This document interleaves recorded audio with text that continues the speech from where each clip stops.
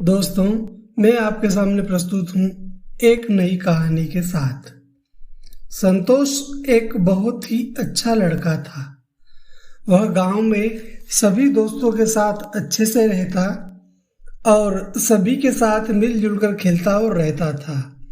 लेकिन उसके घर में बहुत गरीबी थी, जिसकी वजह से वह अन्य बच्चों की तरह महंगे खिलौने नहीं खरीद पाता था। किंतु उसकी माँ ने उसे कुछ न कुछ जुगाड़ करके खिलौने बनाकर दे देती, कुछ पुराने खिलौने सुधार के दे देती थी और वह भी उन खिलौनों को खेलकर बहुत खुश हो जाता था। उसके पिताजी भी बहुत मेहनती थे, किंतु वे जो भी काम करते उसमें उन्हें निराशा ही हाथ लगती और नुकसान भी होता था। रिश्तेदार भी साथ नहीं देते थे और उल्टा वो जो कुछ थोड़ा पैसा मांगते थे उसके लिए उन्हें परेशान करते रहते थे। कुल मिलाकर संतोष के पिताजी का समय बहुत खराब चल रहा था और जैसे तैसे करके समय कट रहा था।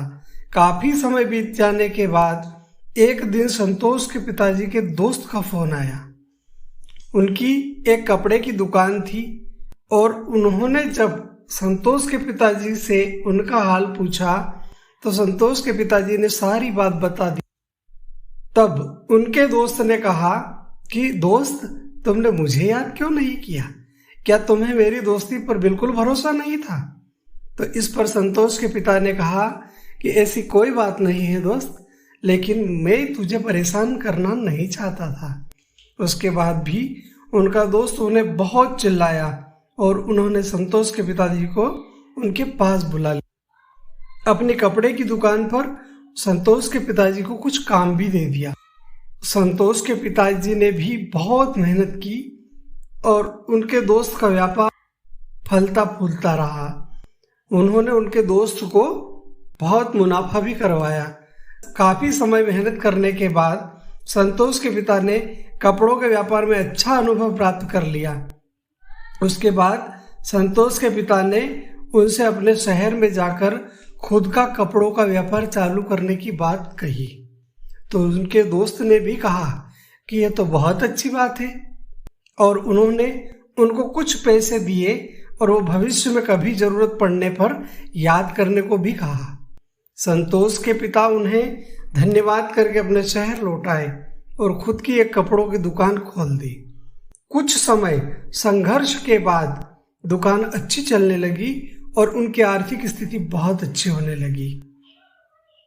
संतोष अब बड़ा हो गया था और दुकान पर भी जाने लगा और उसने भी अपने पिता से धंधा सीख लिया।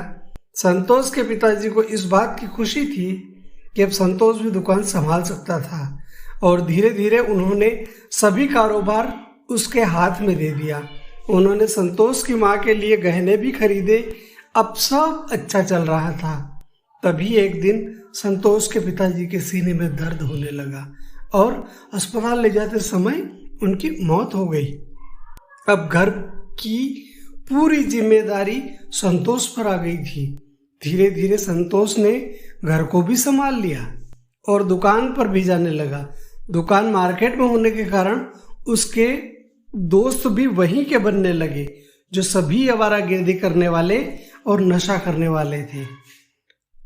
नशेड़ियों के संसर्ग से संतोष भी धीरे धीरे उनके साथ घूमने लगा और सिगरेट, शराब, यहाँ तक कि गांजा भी पीने लगा और दुकान को नौकर के भरोसे छोड़कर दोस्तों के साथ घूमने चला जाता। समय बीतता गया और संतोष के दुकान को समय ना देने के कारण दुकान चलना काफी कम हो गई, लेकिन संतोष का खर्च कम होने का नाम ही नहीं ले रहा था और वो अपने खर्चे पूरे करने के लिए मार्केट से कर्ज लेने लगा।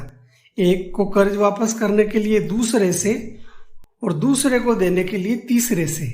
इस प्रकार कुछ समय तो झूठ बोलकर उसका काम चल गया, लेकिन धीरे धीरे मार्केट में खबर फैल गई। अब संतोष को कोई कर्ज देने के लिए तैयार नहीं था। उल्टा जिन्होंने दे रखे थे वो भी मांगने के लिए दुकान पर और घर पर भी आने लगे। कुल मिलाकर संतोष अब कर्ज के इस माया जाल में फंस चुका था। अब संतोष के पास कोई उपाय शेष नहीं रह गया। उसने अपनी माँ के पास जाना ही उचित समझा। संतोष माँ के पास गया, उनके सामने रोने गिड़गिड़ाने लगा। संतोष की माँ ने संतोष को बहुत फटकार लगाई और नाराज भी हुई, लेकिन आखिर माँ तो माँ होती है। उसने संतोष को अपने गहने देते हुए कहा कि किसी बुरे समय के लिए ही तुम्हारे पिता ने ये गहने बनवाए थे, इनको बेच दे और सभी का कर्जा लौटा दे। संतोष ने अपनी माँ से कभी नशा न करने और अपने आवारा दोस्तों का साथ छोड़ने का वचन देकर वो गहने ले लिए और उन्हें बेचकर सबका कर्जा लौटा दिया।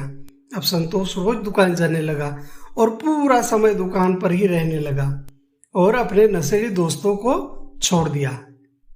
फलस्वरूप दुकान फिर से चलने लगी और ग्राहक फिर से आने लगे और संतोष की आर्थिक स्थिति ठीक होने लगी।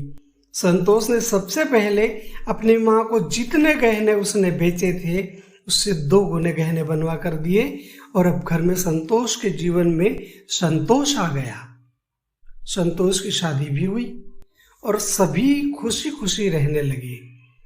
कहानी का सारांश है, आपने इस कहानी में देखा कि कैसे एक आदमी ने अपना कारोबार स्थापित किया, उसके बेटे ने नशे की लत लगाकर सब चौपट कर दिया। फिर उसकी माँ के दिशा निर्देश में उसने पुनः अपनी आर्थिक स्थिति ठीक की। इस कहानी से हमें ये सीख मिलती है कि बुरे समय में इंसान अपने जीवन में ईमानदारी से मेहनत करे तो अवश्य सफल होता है। और दूसरी सीख यह है कि एक बार पैसा आने के बाद इंसान को घमंड नहीं करना चाहिए और संयम रखना चाहिए। धन्यवाद। इस वीडियो को लाइक करें, हमारे चैनल को सब्सक्राइब कर बेल आइकन जरूर प्रेस करें।